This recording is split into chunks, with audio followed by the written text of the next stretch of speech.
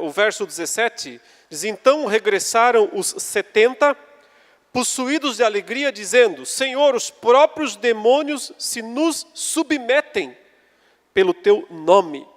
Eles usam, uma expressão forte aqui para descrever o efeito do nome de Jesus sobre os demônios. Eles se abaixam, eles se submetem, eles se rebaixam a nós.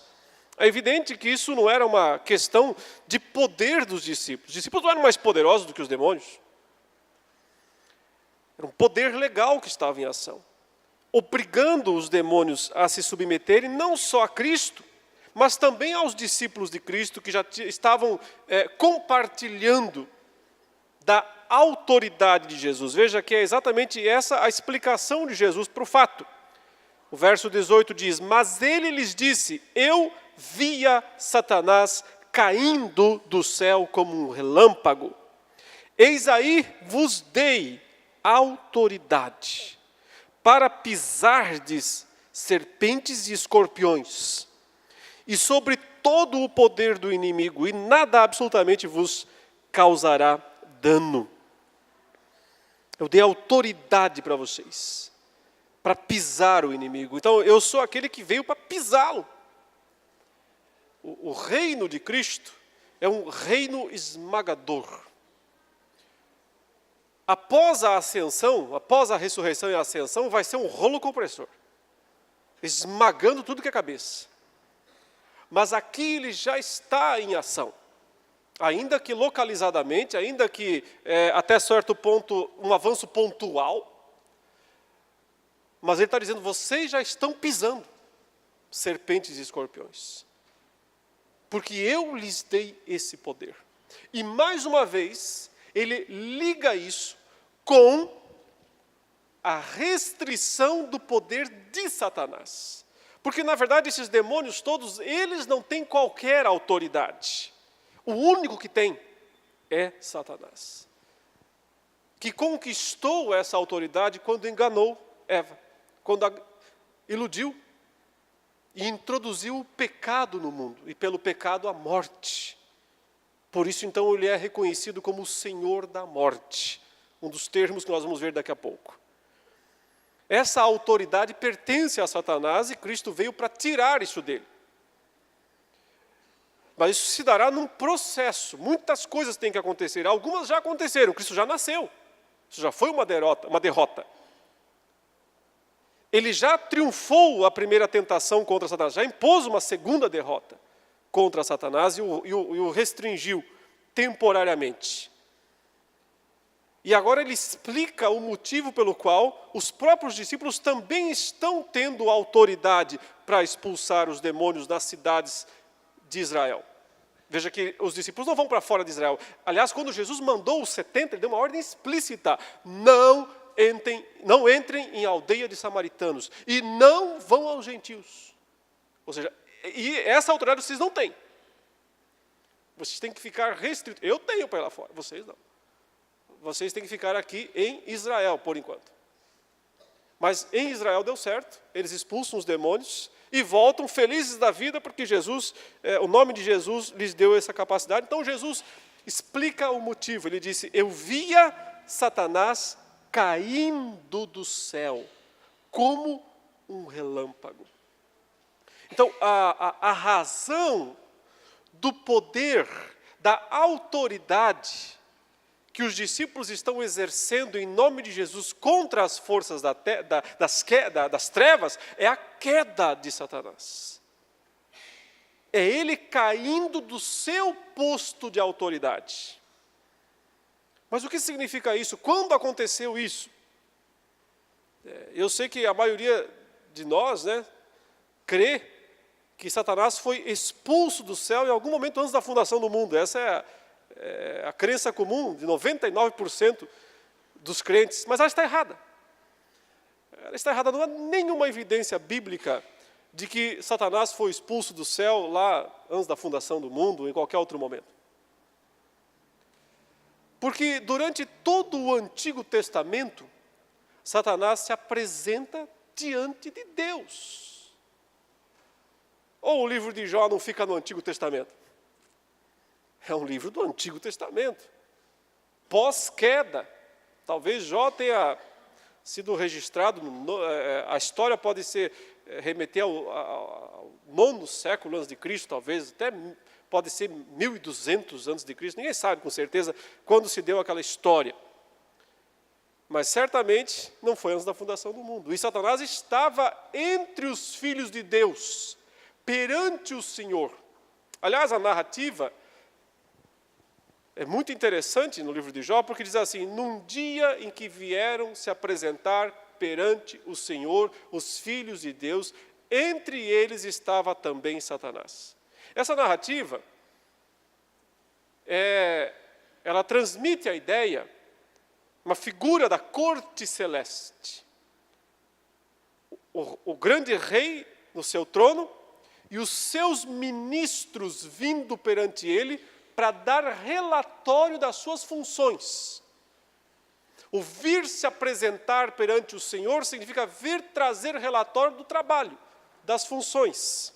Esse grupo de anjos que se apresenta, esses filhos de Deus chamados ali, não são anjos comuns. Esses são os principados, são os príncipes. Por exemplo, Daniel fala desses anjos príncipes. Um deles é Miguel. O outro provavelmente seja Gabriel. E os outros nomes nós não temos no texto bíblico.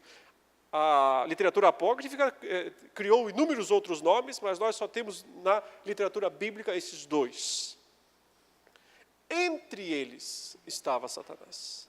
Portanto, ele é um desses principais, um desses ministros que vem prestar relatório ao Todo-Poderoso.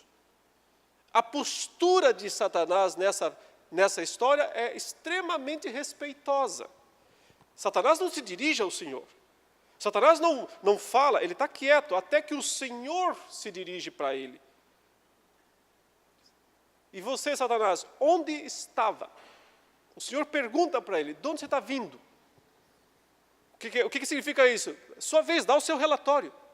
É a sua vez de falar. Onde é que você estava? O que ele responde? Rodeando a terra, percorrendo a terra. Eu estava no mundo, na terra. O pessoal que não entende nada fala, estava passeando. Não estava passeando.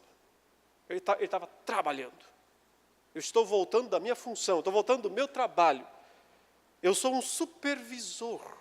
Eu estava supervisionando a terra. Cumprindo o que o Senhor me mandou. Deus fala, pois bem. E aquele assunto especial que nós temos que conversar, veja, é Deus quem chama Satanás para conversar sobre o assunto especial. E o meu servo Jó, viste? Que não há ninguém como ele, temente ao Senhor, que não se desvia do mal, né? Então Satanás diz, claro que eu vi. Eu fui enviado pelo Senhor para fazer isso. E eu estou aqui para dar o relatório que o Senhor pediu. Deus pediu um relatório para ele. Ele foi se apresentar para dar o relatório de Jó. Só que o relatório dele não atende às expectativas de Deus. Ele diz só que tem uma coisa. Jó não é um verdadeiro crente fiel. E começa a acusá-lo por isso, por aquilo que eu falei ontem. Mas é a postura de alguém que está cumprindo uma função, cumprindo um trabalho celeste, que não tem nenhum impedimento para entrar lá nos céus, na presença do soberano. Os anjos não o barraram, ele entrou entre eles. A descrição da corte celeste no Antigo Testamento mescla espíritos bons e espíritos maus. Num dia em que o Senhor pergunta no meio da sua assembleia, quem vai enganar Acabe? Tem algum voluntário? Quem vai enganar Acabe? Um deles levanta o dedo e fala, eu vou enganá-lo. Deus diz, vá, e seja língua mentirosa na boca dos profetas. Um espírito maligno, da parte do Senhor, que estava no meio dos outros. Não, no Antigo Testamento, anjos bons e anjos maus estão todos juntos no mesmo lugar que é o céu. Eles estão lá durante todo o Antigo Testamento. Por que é que Deus permite isso? Porque justiça ainda não foi feita. Porque justiça, a plena justiça ainda não se estabeleceu. O Cordeiro não morreu ainda. Nem ressuscitou. E é por isso que Satanás não pode ainda ser expulso do céu. Satanás só foi expulso do céu, ele já foi, não está mais lá. Quando Jesus voltou aos céus. Quando Jesus morreu, ressuscitou e subiu aos céus. Mas eu só poderei provar isso amanhã, que é a parte que eu vou expor amanhã cedo, quando eu vou falar sobre ressurreição e ascensão. Estou apenas antecipando esse fato, né? Para ninguém alimentar alguma ilusão quanto a isso. Mas Jesus diz para os discípulos que Satanás já estava caindo naquele momento. Não tinha caído totalmente. Veja o uso do verbo imperfeito. Eu via Satanás cair do céu. Ele está dizendo assim, enquanto vocês estavam lá expulsando os demônios, eu estava aqui vendo Satanás cair do céu. É tudo contínuo, é tudo um processo, não é um ato já feito. Ele não caiu totalmente, mas ele já está em processo de queda. E por que ele está em processo de queda? Porque Cristo já nasceu. Porque Cristo já venceu a primeira tentação. O rei no rolo compressor já está andando. Já está pisando cabeças. Satanás já está restrito temporariamente. Mas ele só vai ser expulso do céu na hora certa. Algumas pessoas acreditam que Satanás foi expulso do céu por causa de Isaías 14. Antes da fundação do mundo. Como caíste do céu, ó estrela da manhã, filho da alva, tu que debilitavas as nações, né? Isaías 14, 12. A profecia do rei de Tiro, em Ezequiel 28, usam esses textos para dizer que está descrevendo o passado, mas esses textos são profecias do futuro. Não são descrições do passado. São profecias do futuro. Quando está sendo profetizado Isaías 14 a respeito do rei de Babilônia, ele não caiu ainda. Ele vai cair. E se Satanás está por trás dele, na descrição estrela da manhã, filho da alva, o que é possível, também é futuro a sua queda. São profecias do futuro e não descrições do passado. Ezequiel 28 não tinha ainda se cumprido, o rei de Tiro não caiu ainda quando está sendo profetizado. Ele cairia tempos depois.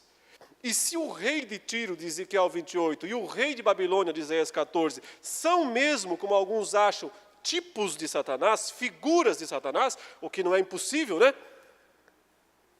Então isso reforça ainda mais a ideia de que era futuro, não uma descrição do passado.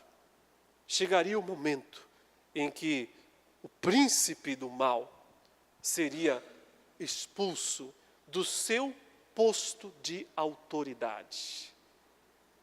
Mas é preciso fazer uma distinção aqui, teológica, entre queda moral e queda posicional, de posição. Então eu tenho que dizer o seguinte, a queda moral de Satanás, sim, foi lá no passado. Ele se tornou um ser caído moralmente falando, em algum momento lá do passado. Provavelmente entre Gênesis 1:31 e Gênesis 3:1. Por que provavelmente entre esses dois momentos? Porque em Gênesis 1:31 diz, e viu Deus tudo quanto fez, e eis que era muito bom. Então não parece ter um Satanás caído aí. Senão nem tudo era muito bom. Parece-me que ele não era ainda um ser caído moralmente falando até Gênesis 1:31. Mas em Gênesis 3:1 ele aparece como o mais sagaz que todos os animais. Na figura da serpente, e engana Eva, e induz Adão ao pecado. Portanto, ele já é um ser caído moralmente falando, mas ainda não é um ser caído posicionalmente falando. Ele não perdeu sua posição, ao contrário, foi aí que ele a conquistou. Foi nesse momento que ele ganhou o direito de ser o enganador das nações e o direito de ser o acusador dos nossos irmãos. Posições essas duas que ele perde quando Cristo morre, ressuscita e sobe aos céus. A queda já está acontecendo, Jesus falou aos seus discípulos. É por isso que vocês têm essa autoridade. Satanás já está em processo de queda. E daqui a pouco ele está no pó. Daqui a pouco ele está no chão. Mas isso ainda vai demorar alguns dias na descrição. Antes de ir para as cenas finais, vejam outra passagem em Lucas, capítulo 20, versos 1 a 7, quando mais uma vez a autoridade de Jesus é questionada.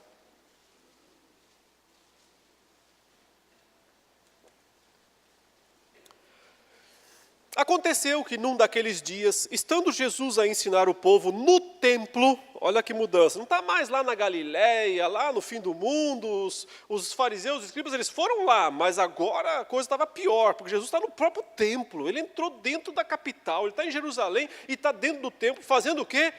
Ensinando o povo a evangelizar. Sobrevieram os principais sacerdotes e os escribas, juntamente com os anciãos, veio a comitiva inteira. E o arguíram nestes termos: dize-nos, com que autoridade fazes estas coisas? Ou quem te deu a autoridade? É mais uma vez essa repetição, a autoridade tem que ser dada. Só Deus pode dá-la. Satanás recebeu certa autoridade no passado. Cristo ainda receberá no futuro. Mas a pergunta, e agora aqui? Que autoridade é essa? Eles não estão reconhecendo isso. E Jesus, por saber que é um processo que ainda não está concluído, não responde. Ele responde, mas com uma pergunta. Ele diz, ok, eu vou fazer então também uma pergunta para vocês. Mas mesmo assim, se vocês responderem a mim, eu respondo a de vocês, combinado? Também eu vos farei uma pergunta, dizei-me, o batismo de João era dos céus ou dos homens? Respondam essa, que eu respondo a de vocês. Então eles arrazoavam entre si. Se dissermos do céu, ele dirá, por que não acreditastes nele? Mas se dissermos dos homens, o povo todo nos apedrejará, porque está convicto de ser João um profeta. Por fim responderam que não sabiam. E Jesus disse, então eu também não vou dizer. Mas disse. Não diretamente, mas disse. Porque, de fato, de onde vinha a autoridade de João? Dos céus. Dos céus. Então ele está dizendo, a minha também é de lá. Mas vocês não reconhecem. Vocês não podem reconhecer isso agora. Mas é de lá que vem a autoridade que eu estou usando já. Ainda que, e isso só Jesus sabe, eles não sabem, ele possa pensar, eu não morri ainda. Mesmo que eu ainda não fui pendurado numa cruz. Mas eu já tenho autoridade celeste para exercer esses fatos. Lembram que em Lucas 4,13 foi dito que depois de todas aquelas tentações o diabo foi embora. Até momento oportuno. Vejamos então o momento oportuno. Lucas capítulo 22.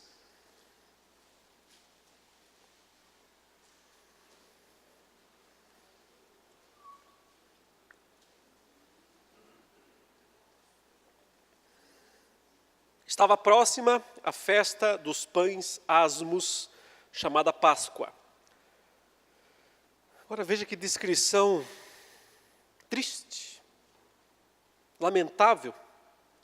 Preocupavam-se os principais sacerdotes e os escribas em como tirar a vida a Jesus, porque temiam o povo. A descrição é que eles estavam preocupados preocupados, reunidos, os principais sacerdotes, ou seja, os representantes da fé, os legítimos representantes, reunidos, esquentando a cabeça, preocupadíssimos. Como é que a gente mata esse cara sem criar mais problemas? Na cabeça deles, eles estão pensando o seguinte: a gente deixou isso ir longe demais. Nós devíamos ter esmagado esse cara lá na Galileia. Mas a gente não fez nada. Foi deixando, foi deixando. Teve gente entre nós aqui que levantou e disse: se ele é de Deus, vai durar. Se ele não é, lembra a história de Nicodemos? Ou de José de Arimateia? Entre os próprios e o próprio Gamaliel também tem um pronunciamento assim. São esses três que meio que ajudam, né? Meio que põem panos quentes, ou panos frios, em cima da fervura dos líderes. Mas agora eles percebem que foi um erro. Por quê? Porque Jesus já está dentro de Jerusalém com gente demais. Ele acabou de entrar, desfilou triunfalmente, uma multidão seguiu ele pelas ruas, gritando algo que horrorizou esses líderes: Hosana, bendito que vem em nome do Senhor, filho de Davi, rei de Israel. Isso era tudo que eles não queriam ouvir. Mas era tarde demais. O que fazer agora? Eles estão preocupadíssimos. E sabe por que eles estão preocupadíssimos? Porque o medo deles não é de Jesus, nem de Deus, é de Roma. O principal medo deles é de Roma. Porque eles são sacerdotes, eles têm uma vida boa, confortável, dentro de Israel, porque Roma permite, Roma deixa que eles escolham um sumo sacerdote, que eles administrem os assuntos internos. Roma é inteligentíssima em estratégia militar. Para que gastar dinheiro com soldado o tempo todo? Roma dizia: não precisa. É o seguinte, líderes judaicos, vocês podem administrar aí, né, a religião, sem problema. Querem adorar o Deus de vocês? Podem, a gente não tem problema nenhum com isso. Mas duas coisas vocês não podem deixar de fazer. Primeira, recolher os tributos, pagar os impostos, alimentar a sede de Roma por dinheiro, por impostos, para sustentar as demais conquistas militares que estão em ação pela Europa e pela Ásia. E segundo, manter o povo sob controle. Se houver qualquer tipo de revolta popular aqui dentro de Jerusalém, as legiões entram.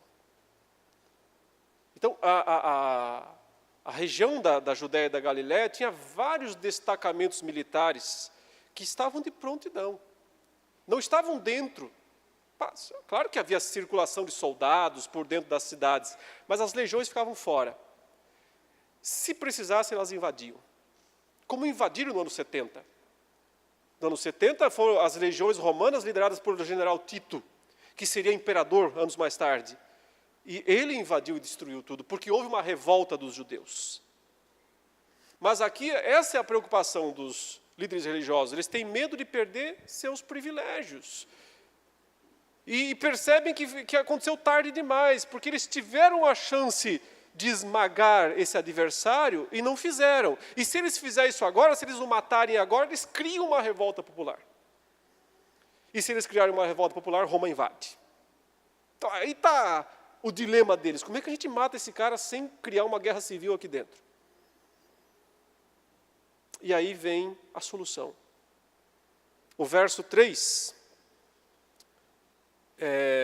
diz assim: ora, Satanás entrou em Judas, apareceu, depois de um silêncio, depois de sumido, depois de Lucas 4, ele aparece em pessoa.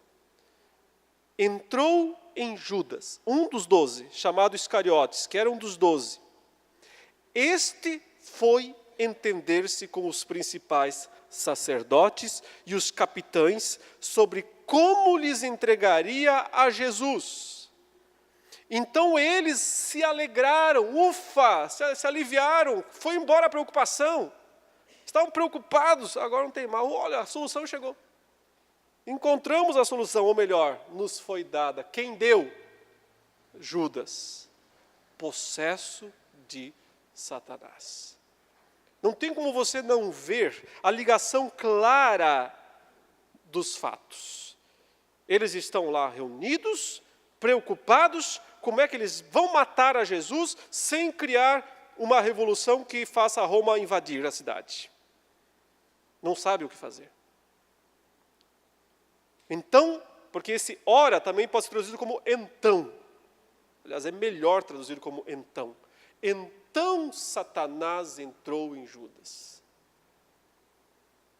E Judas, possesso de Satanás, vai até eles e diz: eu tenho um jeito de vocês prenderem ele sem criar uma revolta popular.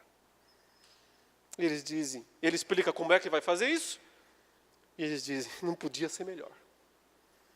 E ficam super felizes, e Judas concordou e buscava uma boa ocasião de lhe entregar sem tumulto. Essa ocasião será o Monte das Oliveiras, o jardim do Getsemane, ou Getsemane, onde Jesus vai sozinho orar. É um lugar afastado o suficiente para ele ser preso sem qualquer tipo de intervenção popular. Mas naquele dia, Satanás ofereceu aos escribas e fariseus algo a mais do que eles queriam. Eles só queriam uma oportunidade de prender Jesus sem tumulto. E, na verdade, eles conseguiram uma coisa a mais. Eles conseguiram um modo de desmoralizar Jesus publicamente. Publicamente. Porque um dos discípulos fez isso. Um dos 12 fez isso. Em outras palavras, que rei é esse que não controla nem os seus ministros? Se eles não eram tão íntimos, não eram tão fiéis, um dos dele vem fazer isso, ou os outros estão prontos para fazer também. Essa é uma das razões pelas quais nós entendemos a mudança do povo. Uma semana antes eles gritam, Hosana, bendito que vem em nome do Senhor. E agora eles vão gritar, crucifica-o, crucifica-o, crucifica-o. O que causou essa mudança em tão poucos dias?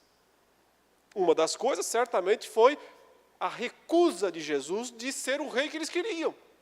Claro. Mas a outra foi ver não só Judas, mas o próprio Pedro traí-lo.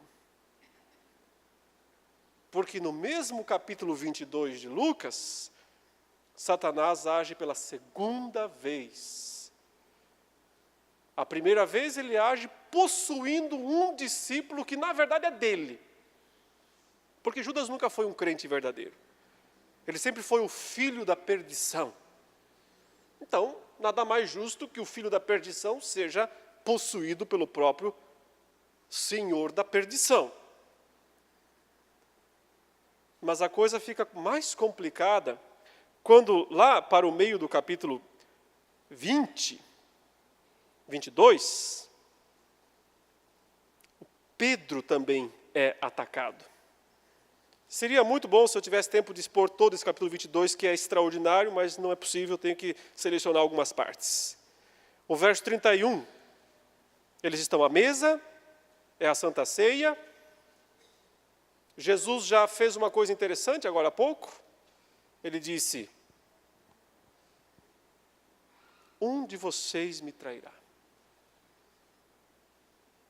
Uma dessas mãos aqui em cima da mesa vai me trair. O que ele está dizendo é, eu não estou de bobo da história aqui. Eu sei o que está acontecendo. E para que não haja dúvidas, é aquele que come do meu bocado. E Judas estava fazendo isso. E para que não tivesse nenhuma dúvida, Jesus se vira para Judas e diz: o que tiver que fazer, faze depressa. É a sua missão, não é? Então vá. E Judas come do bocado, levanta e vai lá aos sacerdotes dizer: ele está indo para o jardim, vamos lá. Então, por um lado, a ação de Satanás sobre Judas, ela é um ataque de Satanás frontal a Jesus, mas é um ataque programado, porque Jesus diz: na verdade, o Filho do Homem vai segundo o que está determinado. Mas ai daquele por intermédio de quem ele está sendo traído.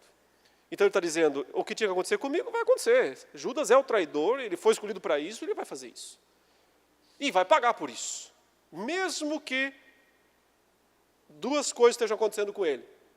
Mesmo que ele tenha sido escolhido para isso, mesmo que ele esteja possuído por Satanás para fazer isso, ainda assim a culpa é dele. Não há desculpas para o pecado humano. E ele vai ser punido por isso. Muito bem. Mas aí vem um ataque íntimo. E Jesus sabe disso. Ele olha para Pedro e diz: Pedro, eu tenho que te falar uma coisa. Verso 31. Simão, Simão, eis que Satanás vos reclamou para vos peneirar como trigo. Isso é uma expressão jurídica, mais uma vez. Ele está dizendo, lembra de Jó? Satanás fez um pedido a Deus. Testar Jó até o limite. Teste total. Deus disse: sim para isso, não para aquilo. Autoriza e diz: você pode tirar dele então os seus bens e a sua família, só. Mas não toca nele. Satanás vai, tira os bens e a família e volta e diz: não funcionou porque o Senhor não deixou eu tocar nele. Então eu vou pedir uma segunda autorização, agora eu quero tocar nele, doença nele. Deus fala: sim, mas não o mate. Satanás vai. Então, é isso que significa pedir autorização a Deus para agir sobre determinadas pessoas. Satanás pediu essa autorização a Deus para peneirar Pedro como trigo. Quer dizer, passar Pedro no crivo, na peneira, para ver se tem trigo ali ou se é só palha. A argumentação de Satanás é só palha. E Deus diz: então peneire para ver se tem trigo nessa história. Então, o que Jesus está dizendo para Pedro é: Pedro, eu tenho uma boa e uma má notícia para te dar. Vou começar com a má.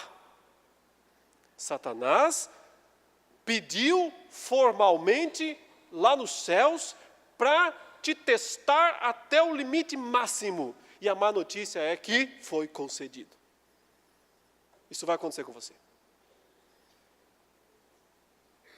Mas eu vou te dar uma boa notícia. Eu também fiz um pedido.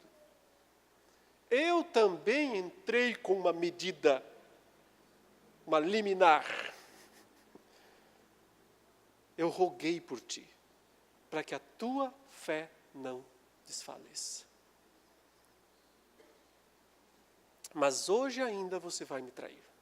3 vezes.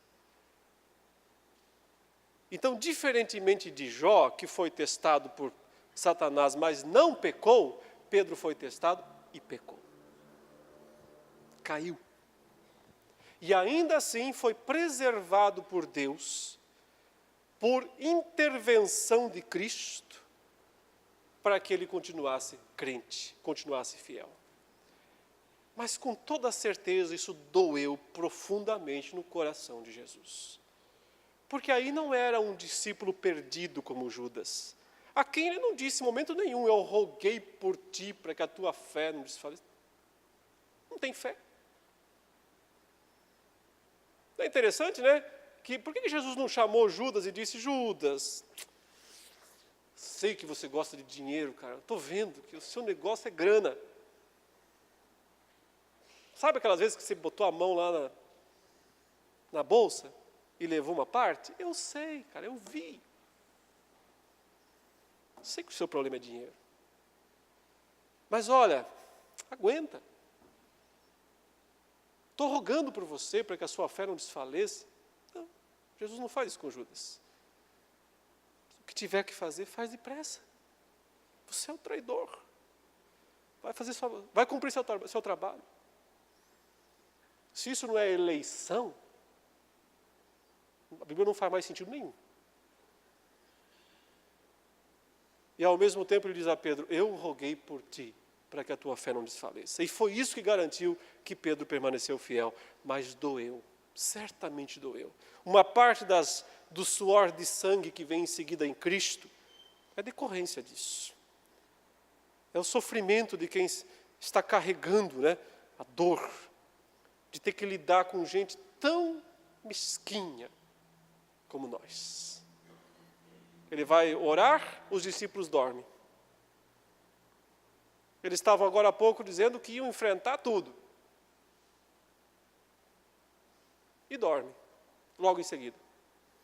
Jesus vai sozinho, ora. Mas aí vem a escolta. Está lá no capítulo 23, no final do capítulo 22. Verso 47 e 48. Falava ele ainda, estava falando para os discípulos, vocês não conseguem ficar nem um instante acordados? Orem para não entrar em tentação. Essa é a hora da tentação, nós não estamos aqui numa batalha simples, isso aqui é uma guerra. O soldado tem que ficar acordado. Vocês estão tudo dormindo. Falava ele ainda, quando chegou uma multidão, e um dos 12, o chamado Judas, que vinha à frente deles, aproximando-se de Jesus para o beijar. Jesus, porém, lhe disse, Judas, com um beijo traz o Filho do Homem? Esse é o momento aqui da decisão. O que Cristo fará? A escolta está ali. Mateus diz, né, que naquele momento Pedro pegou a espada e bancou o herói. Eu vou resolver tudo no braço. Cortou a orelha de Malco, né, do servo do sumo sacerdote. Jesus consertou a orelha do rapaz e mandou Pedro guardar a espada e disse, acaso pensas que não posso rogar a meu pai?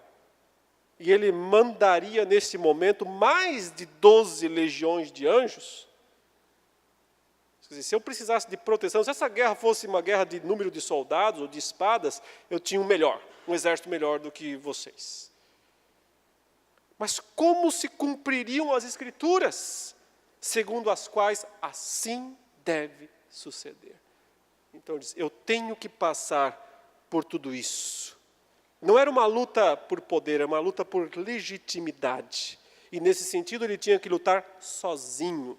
Ninguém podia ajudá-lo. Jesus sempre foi, nesse sentido, um guerreiro solitário.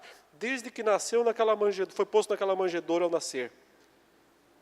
Até que foi posto numa cruz. É sempre sozinho. Toda a sua obra é absolutamente individual. E ele só vence porque ele vai cumprindo uma a uma todas as exigências legais. Mas então, no verso 52 do capítulo 22, então dirigindo-se Jesus aos principais sacerdotes, capitães do templo e anciãos que vieram prendê-lo, disse, saístes com espadas e porretes como para deter um salteador? A pergunta dele é, vocês estão aqui para prender um ladrão, é isso? É isso que vocês acham que eu sou? Mas aí ele fala uma coisa muito interessante. Ele diz, diariamente, todo dia, estando eu convosco no templo, não pusestes as mãos em mim. Eles os desmascaram, então dizem, vocês só estão aqui por medo de Roma. Eu estava todo dia lá, por que não me prenderam? Por que só agora, aqui, na escuridão, nas trevas, na clandestinidade, é que vocês vêm fazer isso? Vejam quão legítimos vocês são. E tiveram a coragem de questionar a minha autoridade lá atrás. Muito legítimos vocês. mas não mandou vir as 12 legiões. E então ele fala, esta, porém, é a vossa hora. E o poder das trevas. E aqui, infelizmente, a tradução não nos ajuda. Porque traduziu exousia por poder, e devia ter traduzido por autoridade, como sempre é. O que ele disse é, esta é a vossa hora, é a hora da autoridade das trevas aparecer. Eu vou me submeter à autoridade das trevas. É a hora de eu aceitar a picada da serpente. É a hora de eu receber a mordida. Não tem outro jeito. Então aqui outro mito que você tem que eliminar. Eu espero que já tenha eliminado o mito de que Satanás caiu do céu antes da fundação do mundo. O segundo mito que você tem que eliminar é que Satanás tentou impedir Jesus de ser morto. Ele nunca fez isso. Ele foi homicida desde o princípio. Sua única vontade é matar. Ele é o dragão em frente da mulher, sedento de sangue para devorar o filho. Ele veio para ferir o calcanhar do Messias, do descendente. Ele é a serpente traiçoeira que vai e pica, fere o calcanhar do Messias. Isso é a essência dele fazer isso. Não tem motivo nenhum, razão alguma para pensar que ele pudesse tentar impedir isso. Ele entra em Judas e leva lá aos sacerdotes o jeito de prender e matar Jesus. O que eles querem é matar Jesus, Lucas fala. E Satanás vai lá com Judas dizer, é assim que vocês podem matá-lo. Ele é o instrumento da morte de Jesus. Jesus diz, é porque é a hora dele. Agora é a hora dele, a hora de eu sentir a picada. No calcanhar. Mas também será a hora de eu dar a pisada definitiva na cabeça de uma certa serpente. Tudo vai acontecer simultaneamente. Como Deus disse em Gênesis 3,15, que ia acontecer ao mesmo tempo. Ele te ferirá a cabeça e tu lhe ferirás o calcanhar. Ao mesmo tempo. 2 morrem. 2 mortes estão próximas. Muito próximas. Mas só um sabe que vai morrer. Só Jesus sabe. Só um sabe que de fato vai morrer. O outro não sabe. Se soubesse, não faria. Se soubesse que ferir o Messias é que acarretaria o esmagamento da sua cabeça, ele não feriria. É justamente porque não sabe que ele fere. Jesus, então, estica os braços e diz, pode me prender. E aí para frente é toda aquela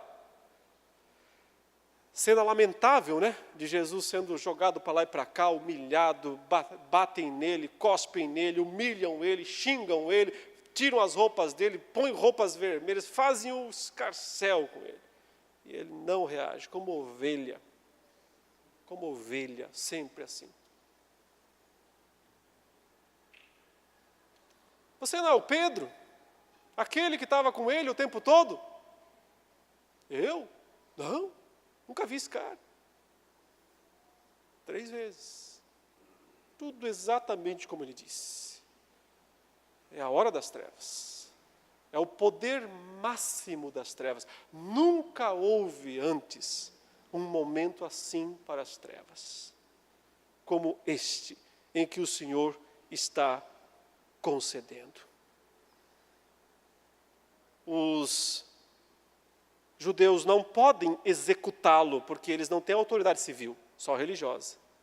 Então eles vão até Pilatos, que tem autoridade civil, é o representante, é o governador romano. Está aqui esse cara, o senhor tem que matá-lo. Por quê?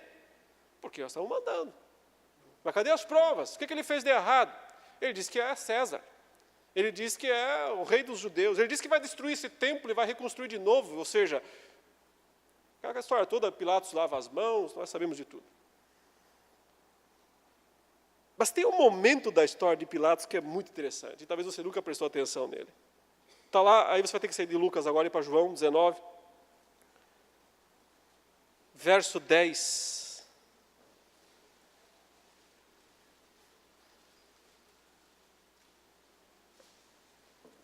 Pilatos está inquieto demais.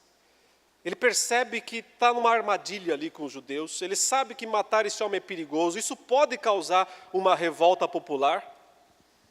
Mas, ao mesmo tempo, ele não quer desagradar os judeus. Então, ele tenta encontrar uma maneira, seja de provar que Jesus está inocente, para então poder libertá-lo. Essa é a sua intenção principal. A mulher dele tem um sonho e vem falar, não mexe com esse cara, não é uma boa ideia. Mas ele está entre a cruz e a espada. Então ele tenta tirar alguma coisa de Jesus que possa lhe dar razão para não matá-lo. E pergunta, e Jesus não fala nada. Não responde nada. E ele pergunta e Jesus não responde. Ele pergunta e Jesus não responde. Ele fica bravo. E ele diz então, não me respondes. Está aí no verso 10. Não vai falar nada. Não sabes que tenho autoridade para te soltar e autoridade para te crucificar? Jesus estava quieto. Mas quando essa palavrinha foi falada, ele disse, opa, o que foi que se disse? Que palavra que se usou aí? Autoridade. Isso me interessa. Ele diz, nenhuma autoridade terias sobre mim, se de cima não te fosse dada. Eu vou te dar uma lição de autoridade aqui, Pilatos. A autoridade não vem dos homens. A autoridade vem do alto. E se você está fazendo alguma coisa comigo, é porque isso foi autorizado lá em cima. Não foi lá em Roma, não é aqui no palácio. Isso é do alto. Ou seja, tem coisas muito maiores nessa história aí do que você possa imaginar. Bom, aquilo resultou que o Pilatos disse, então morra. Quer morrer? Morra. E o condena, e a partir daí é o caminho sem volta. O texto diz aí, ainda em João, no 13, que Cristo deixa o pretório romano no pátio do pavimento chamado Gabatá. E ele toma a direção do Gólgota, o Calvário, carregando a cruz. E a partir daí, ele é submetido àquele espetáculo público de ridicularização. Porque a crucificação era um momento de ridicularização pública. Era uma lição para os bandidos. Ou seja, faça coisa errada, isso vai acontecer com você. Então a multidão ia para a rua mesmo, estão crucificando alguém. A multidão ia lá para ver o show. Era festa. E estão crucificando alguém, e onde é que está o ovo podre? Onde é que está a maçã podre? Onde é que está a coisa para eu ir lá também jogar? Isso era um espírito da época fazer isso com um criminoso que está sendo executado publicamente. Essa é a situação que Jesus passa. Voltando a Lucas 23, o verso 27 diz que os olhos de uma numerosa multidão estavam fixos nele. Mas não é exagero dizer que todos os olhos do céu, dos reinos espirituais, celestes e infernais, também estavam fitos naquele homem que carregava a cruz pelas ruas de Jerusalém. O mundo parou para observar. Tento imaginar o que os anjos pensavam ao ver aquela cena. Por que ele não estala um dedo? E a gente desce com tudo. Não chama ninguém. Fiquem aí, o lugar de vocês é aí em cima. O que pensavam os demônios? Ele não vai fazer nada. Ele vai se deixar assim ser morto tão facilmente. Depois de mandar o mar ficar quieto, depois de andar sobre as águas, depois de fazer tanta coisa, ele não vai fazer nada. Está todo mundo em suspense.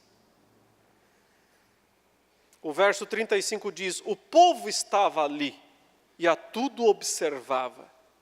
Também as autoridades zombavam e diziam: salvou os outros, a si mesmo se salve, se é de fato Cristo, o escolhido. Igualmente os soldados o escarneciam e, aproximando-se, trouxeram-lhe vinagre, dizendo: se tu és o rei dos judeus, salva-te a ti mesmo. Todos os evangelistas vão descrevendo, né, que eles estão usando a mesma expressão que Satanás usou no começo: se és o Filho de Deus, faz alguma coisa, desce da cruz, nós vamos crer em ti. Quer dizer, o quanto havia de humano ou satânico naquela multidão é difícil de mensurar. Mas Cristo aguentou pacientemente as ofensas, o sofrimento físico, não reclamou. Ao contrário, Pai, perdoa-lhes porque não sabem o que fazem. E foi até a cruz como um cordeiro levado ao matadouro. Ele é pregado na cruz, ele é suspenso da terra como um maldito, e as trevas cobrem a terra desde a hora sexta até a hora nona. Trevas, autoridade das trevas. É o momento máximo da escuridão. E é nesse momento que o Senhor Jesus está pagando a nossa dívida. É nesse momento que Ele está executando uma dívida, mas pagando-a integralmente, por causa daquela famosa expressão de João 19, 20, 23, 29 e 30, está consumado. Provavelmente foi a penúltima das frases de Cristo, das famosas 7 palavras da cruz, quando Ele diz: está pago. Pai, nas tuas mãos entrego o meu espírito. E morreu. E neste momento acontece a maior revolução, O véu do santuário se rasga, túmulos se abrem, acontece uma conturbação, porque nesse momento está se cumprindo Gênesis 3:15. 2 mortes na mesma cruz. Alguém ferido no calcanhar e alguém ferido na cabeça. Mas a ironia da história está presente. Porque você tem que imaginar a cena de uma serpente picando um homem. Ela chega sorrateiramente e pica o calcanhar desse homem. Por trás, portanto, traiçoeiramente, com toda a sua natureza vil. Ela é tão venenosa que quando ela pica, o homem instantaneamente morre. É um ferimento mortal.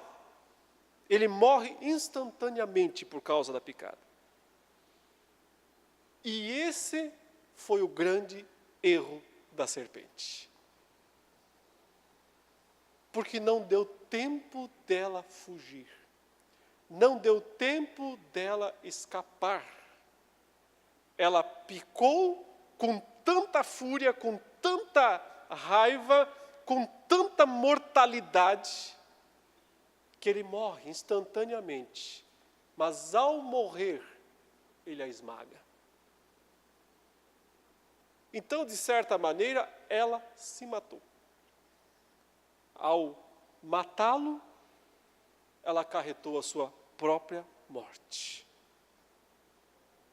É por isso que a morte de Cristo é descrita como o momento do esmagar de Satanás, cumprindo Gênesis 3:15 perfeitamente. E o que significa isso? Que Satanás foi morto fisicamente? Ele nem tem corpo físico para ser morto fisicamente. Significa que ele foi morto juridicamente. Significa que nesse momento ele é despojado de toda a sua autoridade usurpadamente conquistada desde Adão e Eva. Num piscar de olhos, ele é totalmente saqueado. Não foi um saque pontual. Num piscar de olhos, tudo que ele tem, ele perde. todo o seu direito de acusar os nossos irmãos, todo o seu direito de enganar as nações, todo o seu direito de possuir, cai por terra, vira pó. É isso que significa a morte da morte na morte de Cristo. É o título do livro de John Owen, né? Famoso livro de John Owen, lá do século XVII.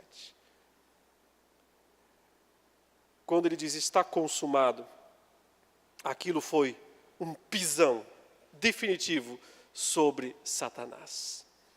Mais duas passagens para você entender isso, eu encerro. Já sei que eu extrapolei totalmente o tempo. Lá em João 12, num dado momento, os gregos vieram para falar com Jesus. Lembra dessa passagem? Os gregos vêm para falar com Jesus. Jesus não os recebe. Começa um discurso estranho, falando que está na hora dele morrer e tal, os discípulos não entendem nada. Mas no final, nos versos 31 e 32, Jesus explica o que está acontecendo.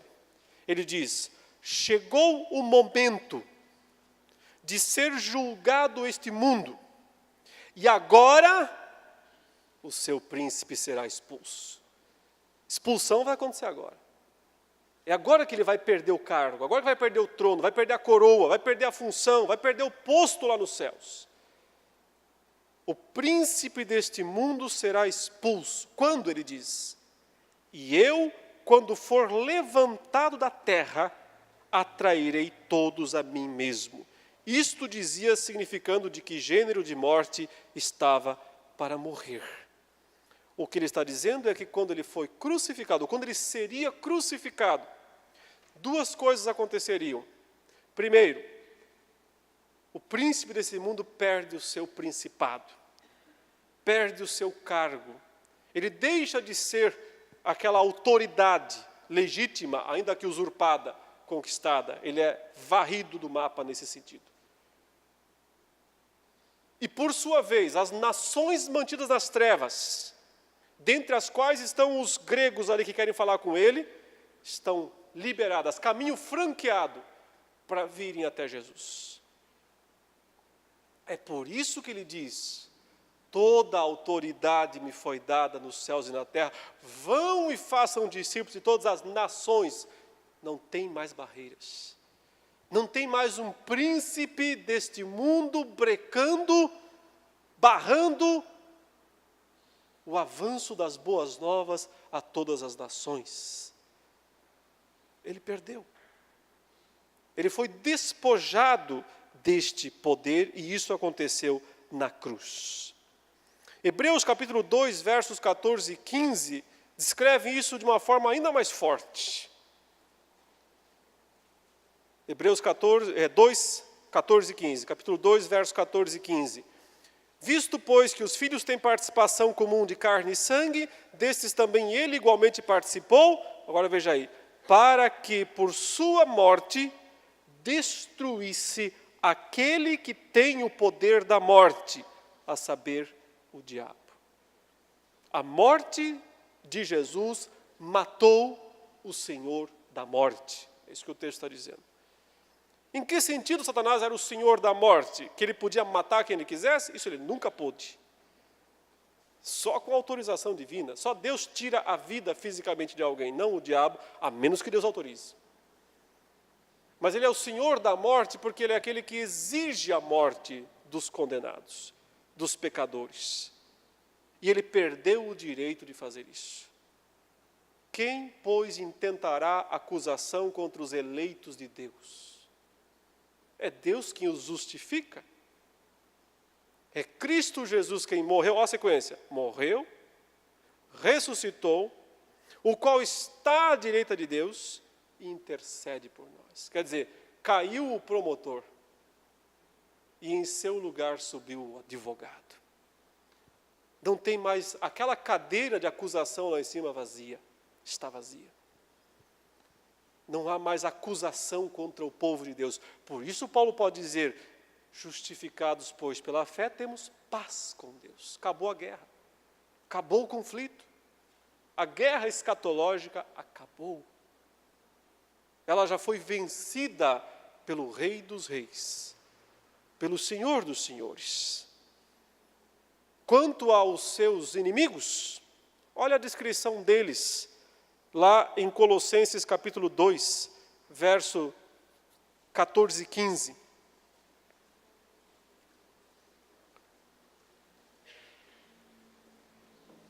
Que é um outro texto altamente jurídico na sua linguagem.